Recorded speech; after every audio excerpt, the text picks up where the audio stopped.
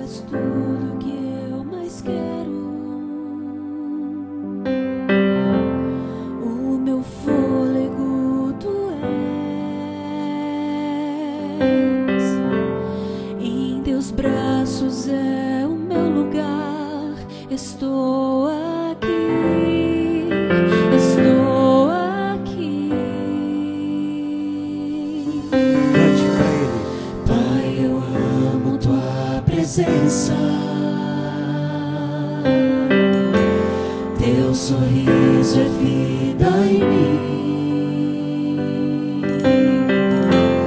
Eu seguro em tuas mãos, confio em ti, confio em ti. Quero ir mais fundo, leva-me mais perto, onde eu te encontro, no lugar secreto. Aos teus pés me rendo, pois a tua glória quero ver.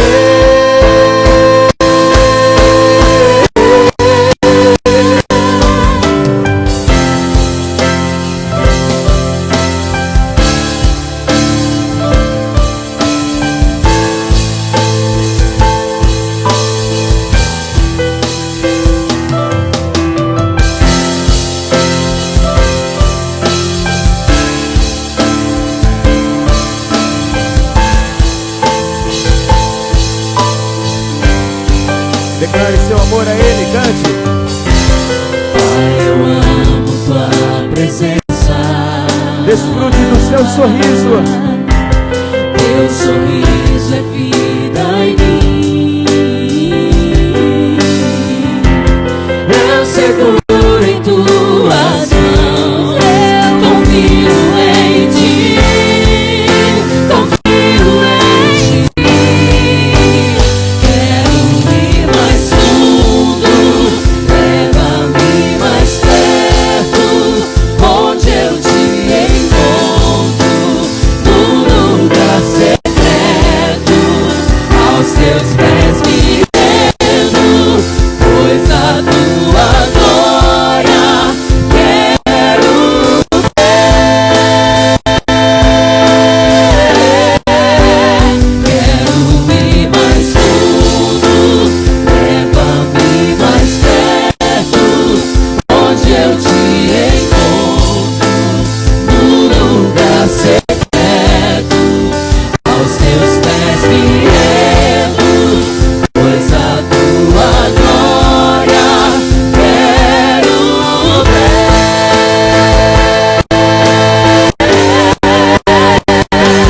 Tudo que eu mais quero é te ver, envolva com tua glória e poder. Tua majestade é real, tua voz ecoa em meu ser. Tudo que eu mais quero é te ver, envolva com tua glória e poder. Tua majestade é real, tua voz ecoa em meu ser. Tudo que eu mais quero é te ver, envolva com tua glória e poder.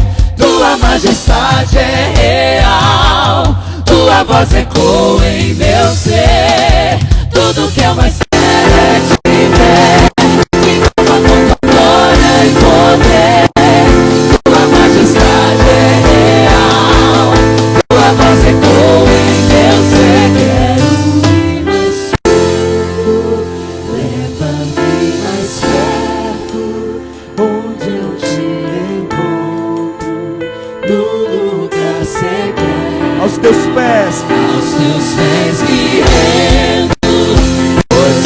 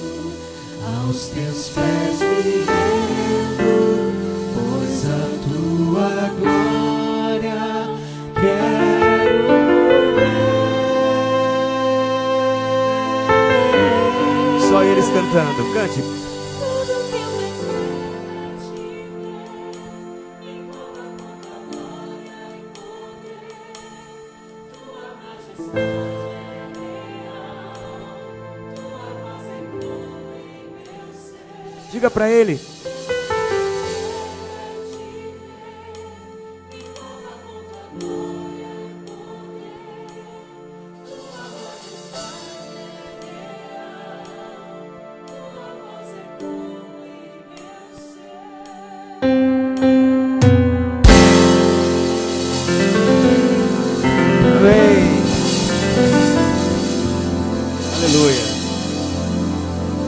Um monte de gente que está aqui pela primeira vez depois da pandemia, né? Alguém está pela primeira vez na vida no Espaço Novo Tempo? Alguém? Não, né? Aqui pela primeira vez. Bem-vinda, bem-vindo. Que legal. Teve gente também aqui. Olha lá, a mãe de Lara. Larinha, seu cabelo tá top, viu? Jardel, deixa eu fazer um adendo. Faça. Não tome muito tempo, porque Marcelo me crucifica depois. Tá bom. Falei. A gente fez essas lives todas durante esses 6 meses. A casa estava vazia, a gente estava aqui sentado fazendo culto. E era interessante ver como, de alguma forma, essa energia, essa espiritualidade transcendia e chegava nas pessoas, porque às vezes depois do culto as pessoas procuravam o pastor pelo Instagram, pelo direct e pediam batismo, né? Pessoas se entregavam a Deus com os cultos que a gente fazia aqui. Verdade. Mas para a gente gente fazia, mas a gente acabava e ficava assim olhando para casa e cadê vocês, né? Então assim, poder ter vocês de novo em casa é muito bom, não vou chorar. E ter a banda é muito bom também, porque a gente ficou só com o teclado, né, com o Clive vindo. E a gente sabe que aquele tecladinho murcho, né? Chupa. Então assim, você ter uma bateria, você ter um contrabaixo, você ter um violão é muito bom, sabe? A energia deles louvando junto com a nossa, junto com a de vocês que vieram celebrar e adorar, isso tudo é um culto de adoração. Aleluia. Obrigada por vocês terem vindo. Obrigada por vocês acreditarem que o Espaço Novo Tempo estaria seguro para receber vocês. Amém. E eu tenho certeza que você estava com saudade de um gordinho que é o mais simpático do Espaço Novo Tempo. Pastor Jafé. Isso é bullying, viu? Qualquer coisa eu tô aqui. Posso ser sua advogada. Priscila, deve ter umas 4 leis aí que me defendam, né? É lei de peso. Outra aí, ó, mais uma. Gente, boa noite. Como é bom revê-los.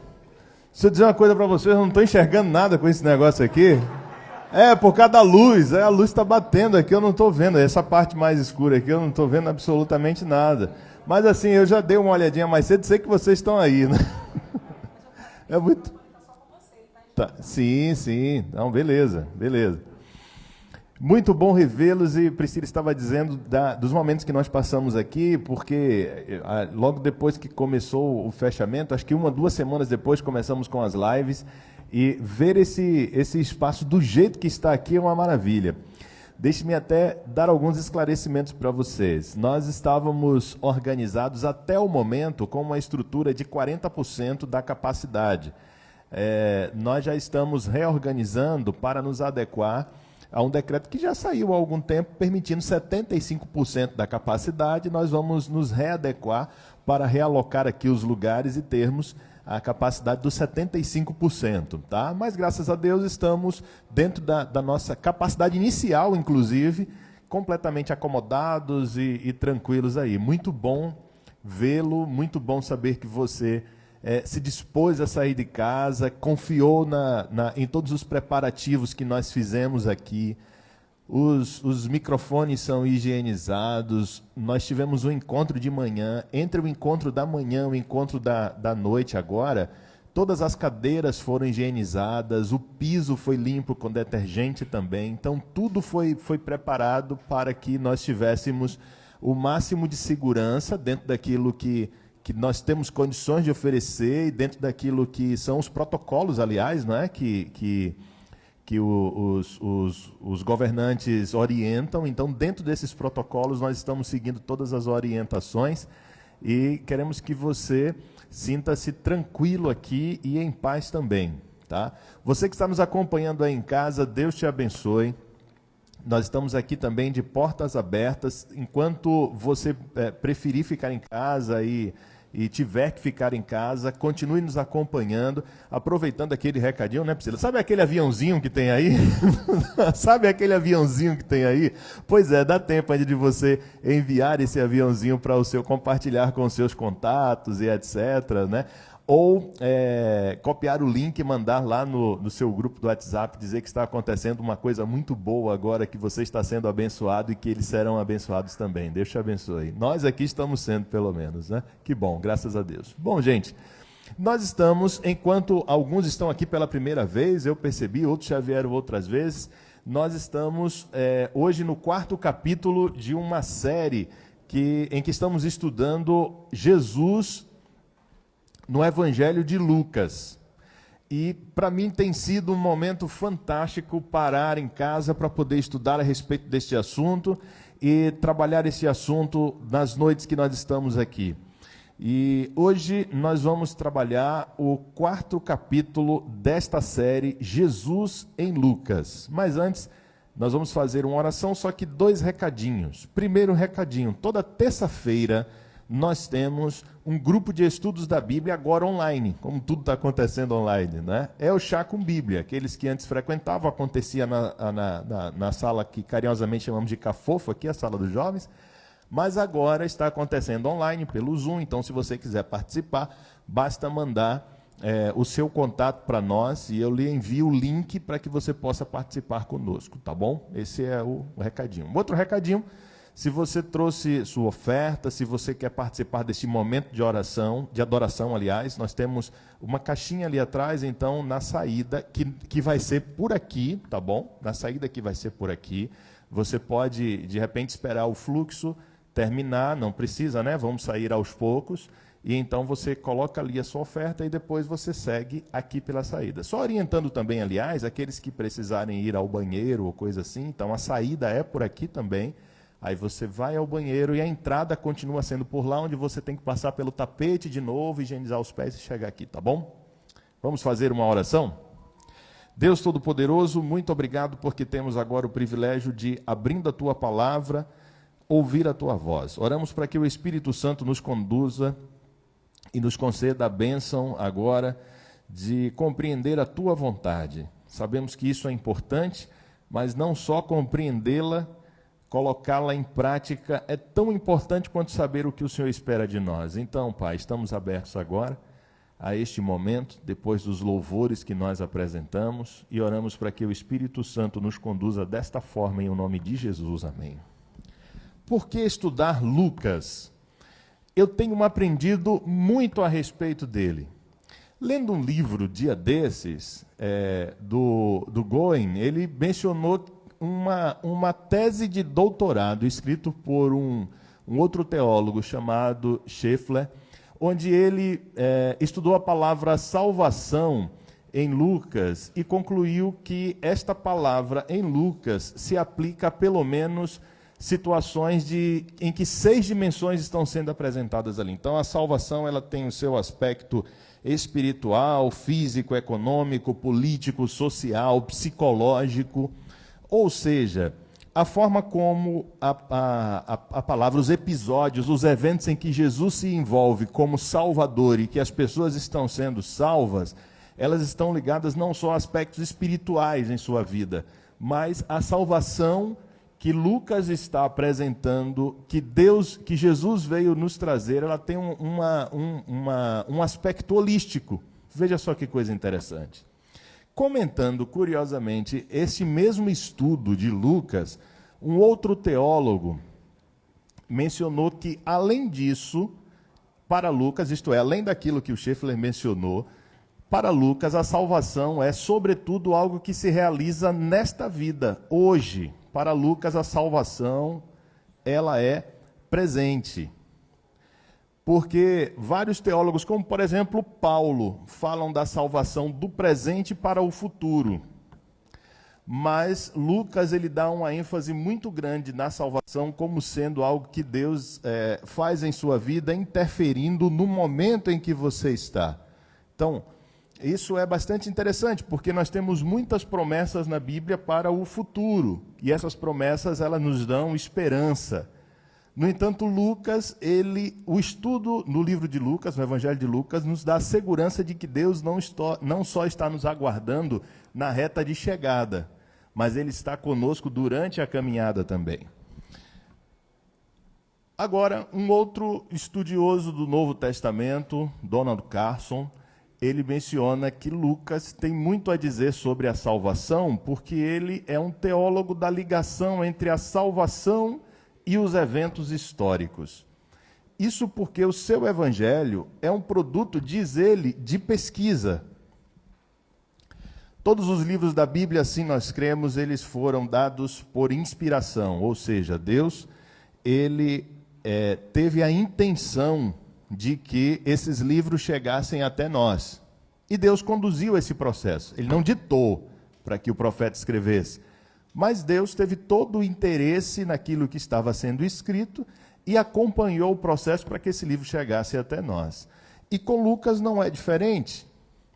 Mesmo fazendo um levantamento histórico da vida de Cristo, aquilo que Lucas fez foi orientado pelo Espírito Santo, e hoje, quando nós lemos o Evangelho, temos a convicção de que temos ali um relato não meramente histórico, mas alguém que está tratando da história da salvação.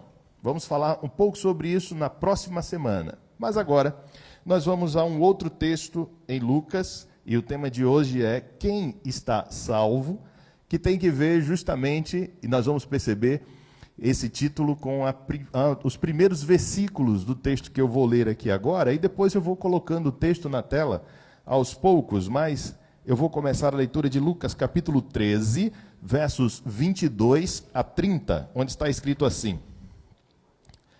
Depois Jesus foi pelas cidades e povoados e ensinava, prosseguindo em direção a Jerusalém. Alguém lhe perguntou: Senhor, são poucos os salvos? Ele lhe disse: Esforcem-se para entrar pela porta estreita, porque eu lhes digo que muitos tentarão entrar e não conseguirão. Quando o dono da casa se levanta e fecha a porta, Quando o dono da casa se levantar e fechar a porta, vocês ficarão do lado de fora, batendo e pedindo: Senhor, Senhor, abra a porta. Ele, porém, responderá: Não os conheço, nem sei de onde são vocês. Então vocês dirão: Comemos e bebemos contigo, e ensinastes em nossas ruas. Mas ele responderá: Não os conheço, nem sei de onde vocês são.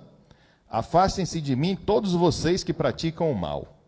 Ali haverá choro e ranger de dentes, quando vocês virem Abraão, Isaque e Jacó e todos os profetas no reino de Deus, mas vocês excluídos. Pessoas virão do Oriente, do Ocidente, do Norte e do Sul, e ocuparão os seus lugares à mesa do reino de Deus.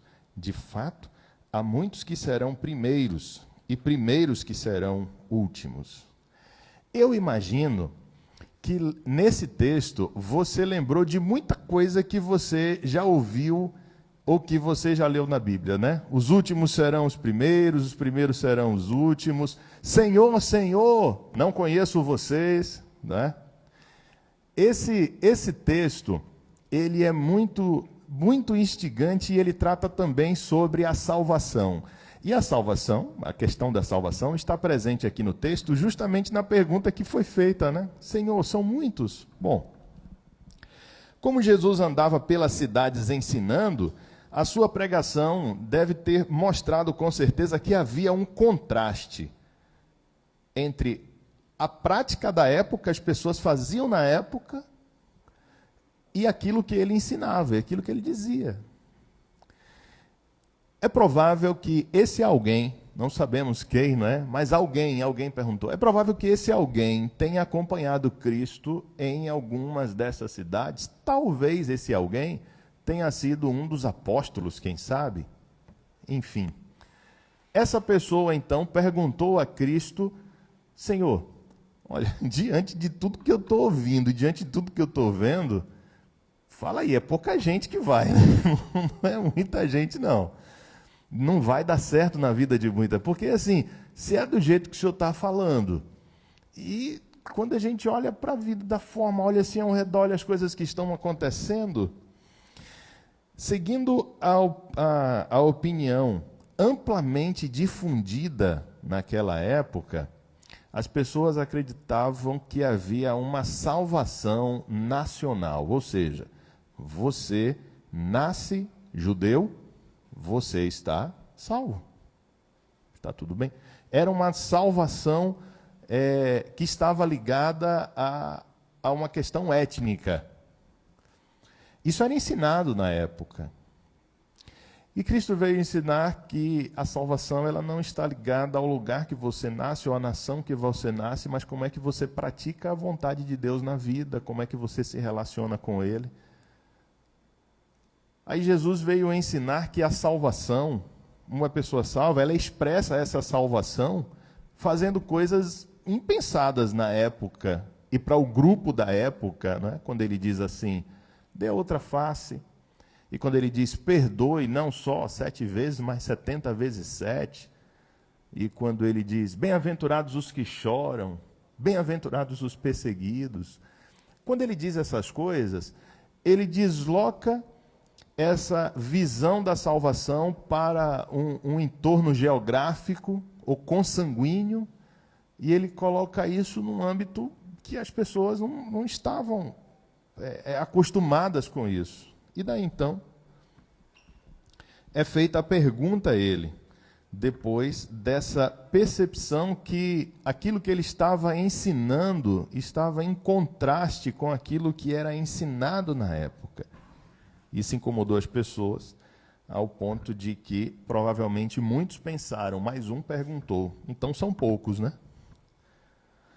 Quando o Senhor começa a apresentar temas como a inclusão daqueles que eram rejeitados na época, por exemplo, os publicanos, porque cobravam impostos, e aquelas pessoas que socialmente estavam à margem, não deveriam ficar ali, mas deveriam ser trazidas e acolhidas. Quando ele começou a dizer isso, então ele mostrou que a salvação estava de fato muito além daquilo que se percebia.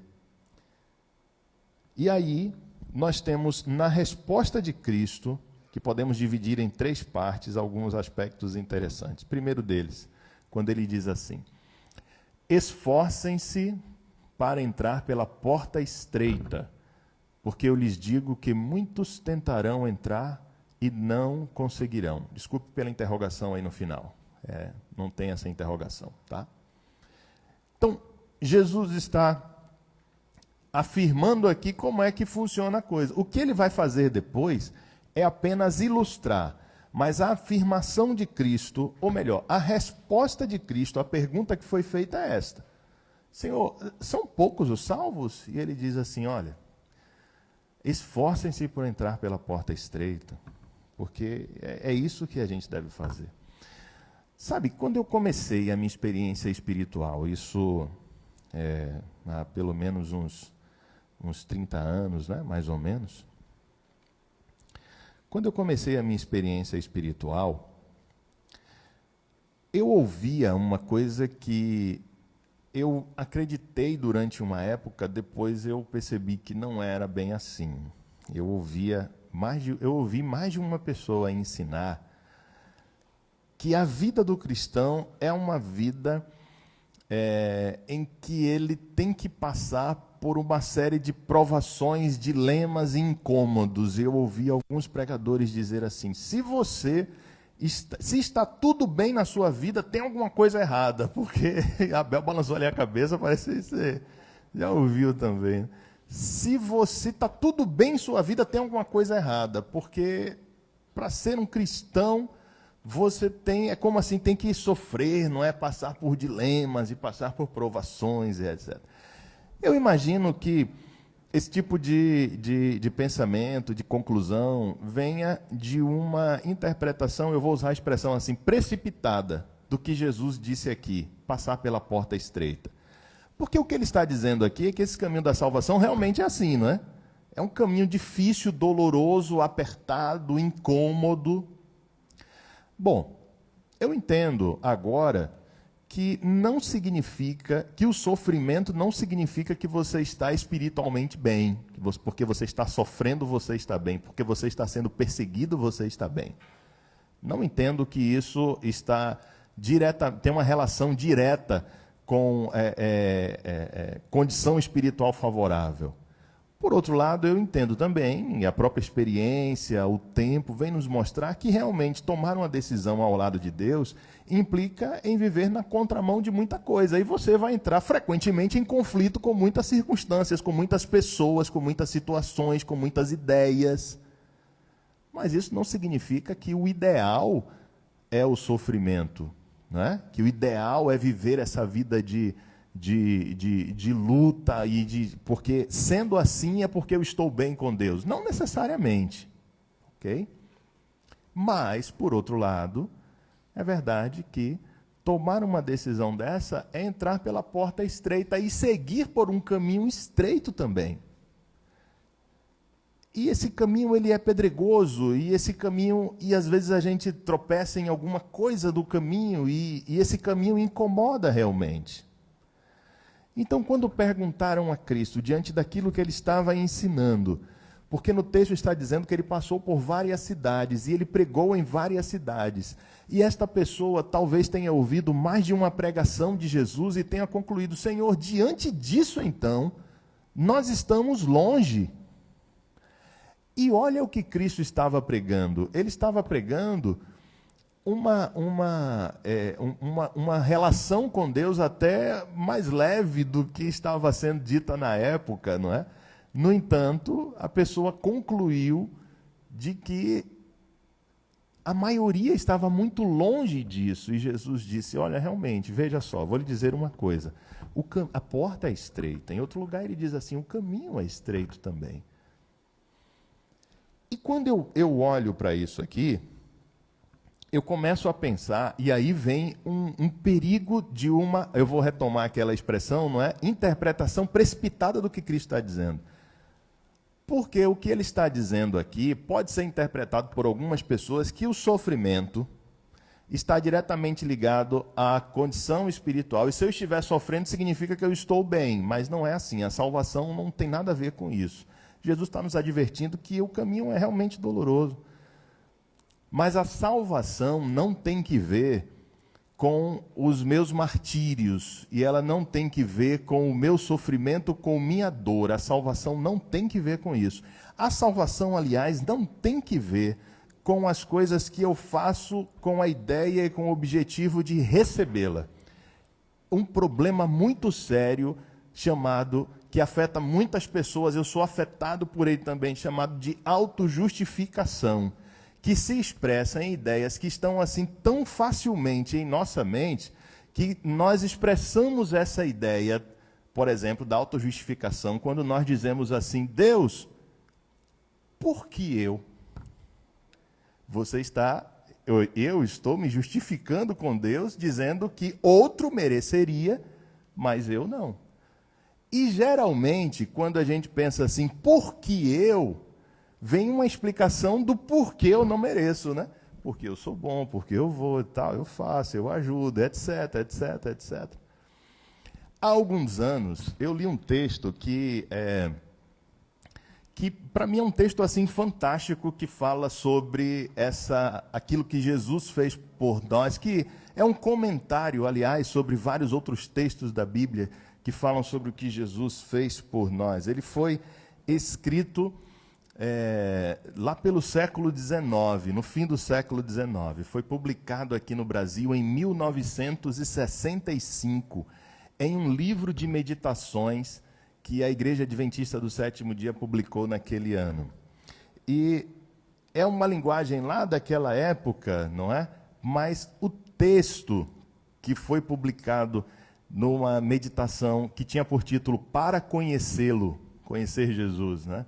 Diz assim: aqueles que têm o imaculado vestido de justiça tecido no tear do céu, no qual não há um só fio que a humanidade pecadora possa pretender, encontra-se à direita de Deus para vestir seus filhos crentes com as vestes perfeitas de sua justiça. Os que forem salvos no reino de Deus não terão nada de que se vangloriar. Todo louvor e glória volverão a Deus, o doador da salvação. Amém. Essa ilustração que ela utilizou para falar aqui é fantástica. É um manto de justiça com que Jesus nos cobre, que não tem um só fio de produção humana. Então, passar pela porta estreita não significa que a salvação me é dada porque eu estou sofrendo e passando ali. Ó Deus, está vendo? Olha meu sofrimento, eu estou passando por isso aqui, eu estou me martirizando, eu estou me penitenciando, então eu mereço isso aqui. Não tem um só fio de produção humana. Que coisa fantástica. É o que a Bíblia diz o tempo todo, que nós somos justificados pela fé nele, e não por nossas obras ou por nossas ações. Sendo assim, não há esforço humano para a salvação. Mas a vida do cristão não é indiferente à fé. Não há esforço humano, mas também não há indiferença à fé. Isso aqui é interessante e nos leva para um outro aspecto, que é a explicação de Cristo de tudo isso. Ele diz assim: quando o dono da casa se levantar e fechar a porta, vocês ficarão do lado de fora, batendo e pedindo: Senhor, abre-nos a porta. Ele, porém, responderá: não os conheço, nem sei de onde são vocês. Então vocês dirão: comemos, bebemos contigo e ensinaste em nossas ruas. Mas ele responderá: não os conheço, nem sei de onde são vocês. Afastem-se de mim, todos vocês que praticam o mal. Assim, como em um outro momento ele disse que nós estamos no mundo, mas nós não somos do mundo, veja que nesse texto ele está dizendo que nós podemos participar do reino, mas não ser do reino. Veja só que coisa. Aí nós podemos tirar uma outra lição diante dessa ilustração que Jesus usou para explicar a sua resposta no versículo anterior. Esforçar-se para passar pela porta estreita significa uma constante vigilância sobre meu discurso e a minha prática. Eu estou vivendo aquilo que eu estou dizendo que creio? Isso é passar pela porta estreita. É viver em constante autorreflexão. Então, quando perguntaram assim: Senhor, então são poucos os salvos? E Jesus respondeu: pense em sua vida. Faça essa reflexão sobre aquilo que é a proposta de Deus e aquilo que é a prática da sua vida. E aí você vai perceber que a porta é estreita, mas que passar por ela não é mérito seu, nem meu. Passar por ela é mais um milagre que Deus realiza em nossa vida. Por isso nós precisamos dele. O mesmo Jesus, nessa advertência aqui que ele diz: ali haverá choro e ranger de dentes quando vocês virem Abraão, Isaque e Jacó, todos os profetas do reino de Deus, mas vocês excluídos. Pessoas virão do Oriente, do Ocidente, do Norte e do Sul e ocuparão seus lugares à mesa no reino de Deus. De fato, há últimos que serão primeiros e primeiros que serão últimos. E aqui nós temos o mesmo Jesus que fala em reunir e salvar, também fala em choro, também fala em desespero e também fala em exclusão. E eu preciso entender isso. Eu preciso entender que o reino de Deus está aberto a todas as pessoas que querem estar lá. E que querer estar lá não é dizer assim: não, eu topo, é bacana e etc. Jesus disse que querer estar lá é uma consonância entre prática e fé. Isso é querer estar no reino de Deus. Isso é estar no reino de Deus. Então, aqui nós chegamos a um ponto final no texto de hoje, na reflexão de hoje, quando eu penso que esses patriarcas que são apresentados aqui são aqueles que mostravam, os patriarcas nacionais, os símbolos das promessas e da esperança. Ali estava uma advertência contra aquele orgulho nacionalista da época, né? Mas e para nós? E para nós hoje? Para nós, eu diria para você que é uma ilusão achar que qualquer benefício institucional vai nos garantir a salvação. Se você não entendeu direito o que eu quis dizer, quando você sai daqui, como é a sua vida?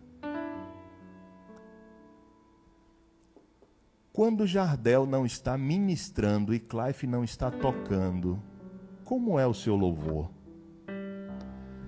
Quando não tem aqui um pregador, como é a sua meditação, reflexão e estudo na palavra de Deus?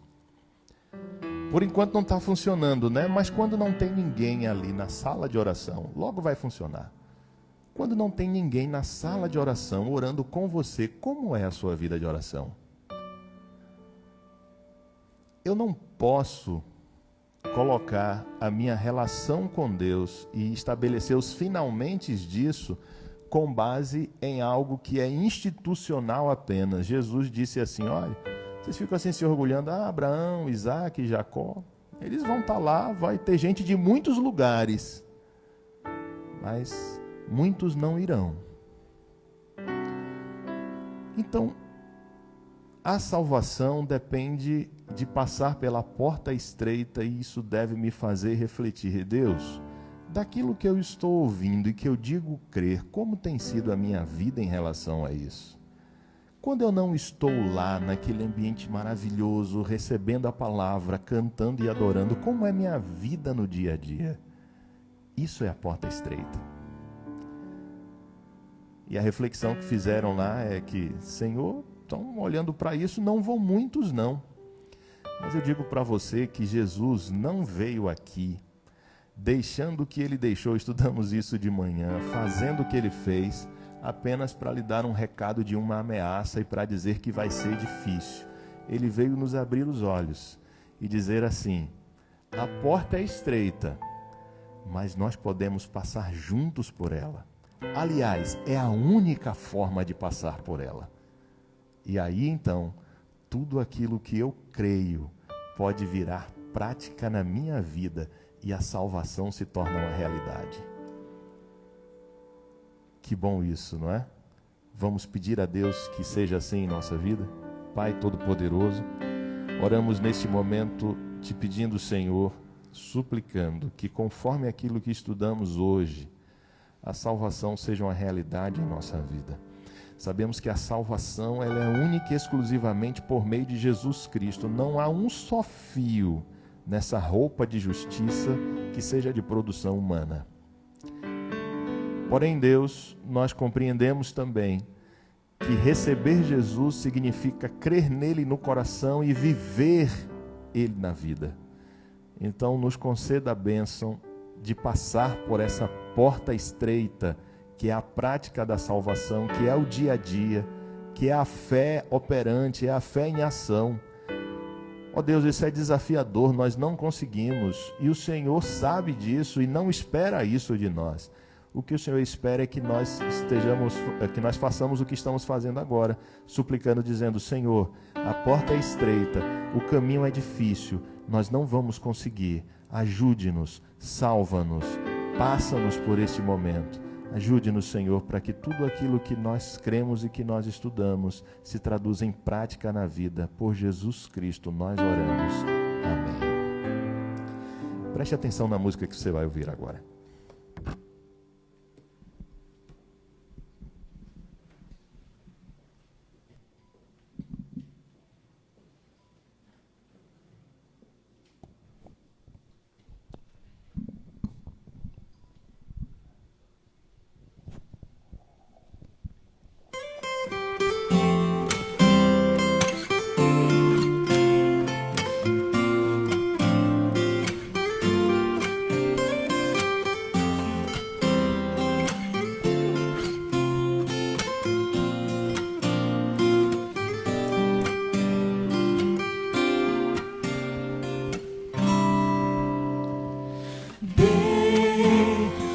chance pra Jesus e você vai encontrar o amor mais puro.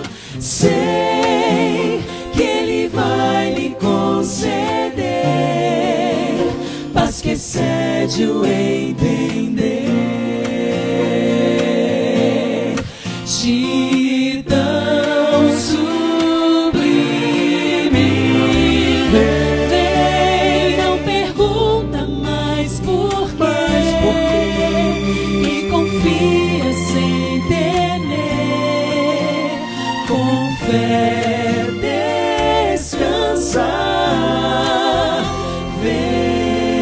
Vem, não importa onde for, Que Ele seja o seu fulgor, uma fonte de amor sem fim. é preciso definir, Escolher a quem servir. Dê uma chance pra Jesus em sua vida. Um novo dia vai chegar, o que é sonho então será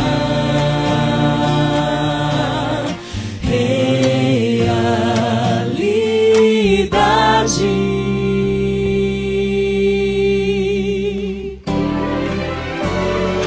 Sim, todo mal irá findar, já terá ficado atrás, e sem lembrança vem, mesmo aflito e sem ninguém. É Jesus quem vai dizer: em mim descansar.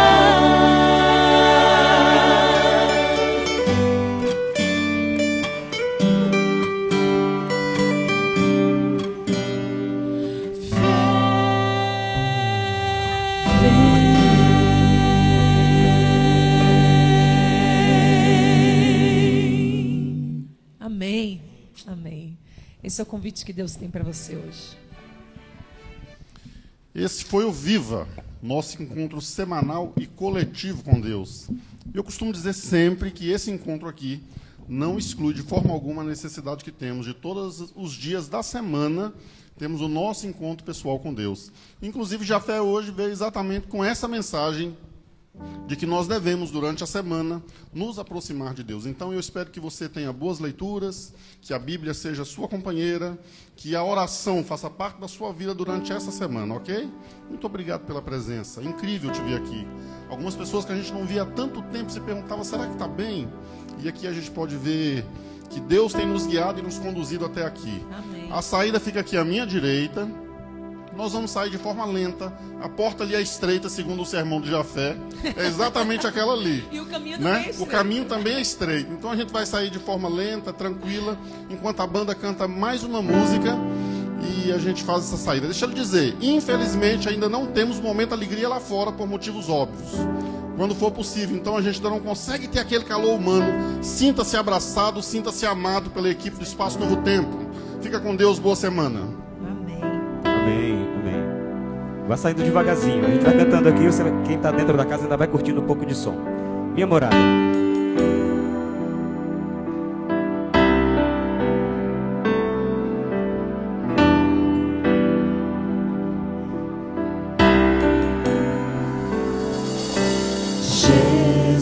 Jesus, cadê você? Jesus, pode entrar. Jesus, só vou ficar se você vier.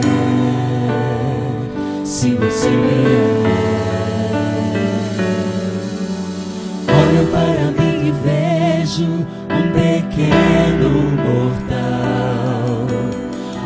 para dentro e penso, não quero ser igual. Olho para as minhas mãos, cansei do natural. Olho pro meu coração, eu busco o sobrenatural de Deus.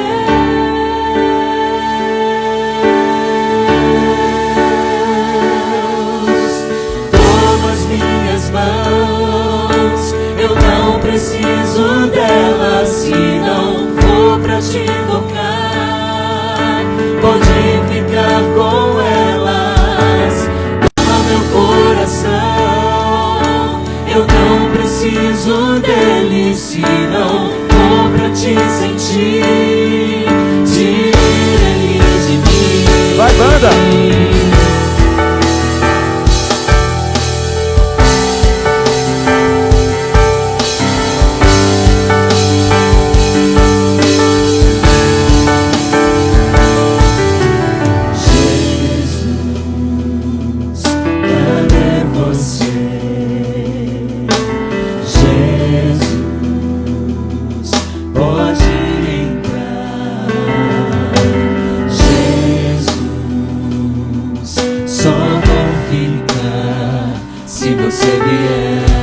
Vem, Jesus, se você vier. Olho para mim e vejo um pequeno mortal. Olho para dentro e penso, não quero ser igual. Olho para as minhas mãos, cansei do natural. Olho pro meu coração, eu busco o sobrenatural de Deus.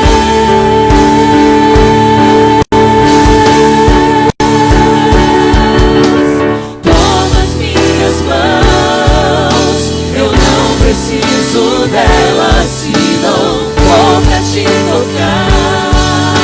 Pode ficar com elas, toma meu coração.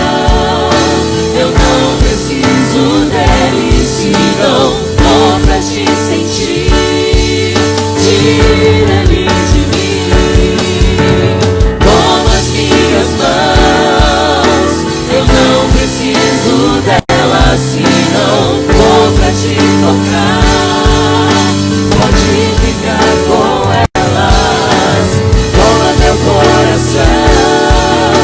Eu não preciso deles se não for pra te sentir. Tira-me de mim. Ele quer habitar dentro de nós. Ele bate a porta e pede que você abra, para ele cear com você e você com ele. Eu encontrei minha morada, eu amo minha morada, tu és minha morada. Eu encontrei minha morada, eu amo minha morada, tu és minha morada. Cante. Eu encontrei minha morada, eu amo minha morada, tu és minha morada. Eu encontrei minha morada. Eu amo minha morada. Eu amo minha morada. Jesus é minha morada. Tu és minha morada.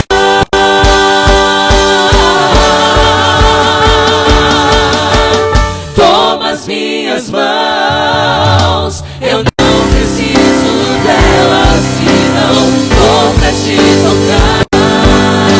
Pode ficar com elas, toma meu coração.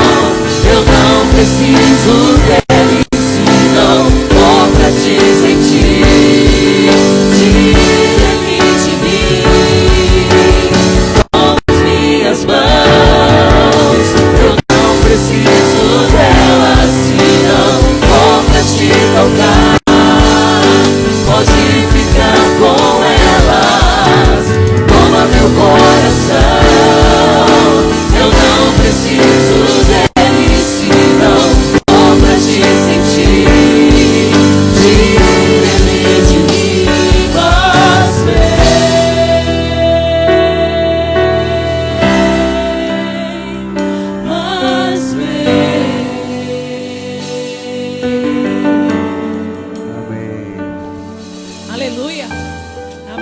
Glória a Deus, amém.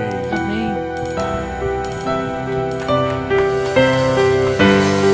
Valeu, banda. Deus abençoe cada um de vocês. Valeu, vocal. Deus te abençoe e te dê uma semana maravilhosa. Sábado que vem, 18 horas, tem Viva. Com mais cadeiras, né? Porque vai ser 70%. Te vira, Clive. Mais cadeira. Mais cadeira sábado que vem. 70%.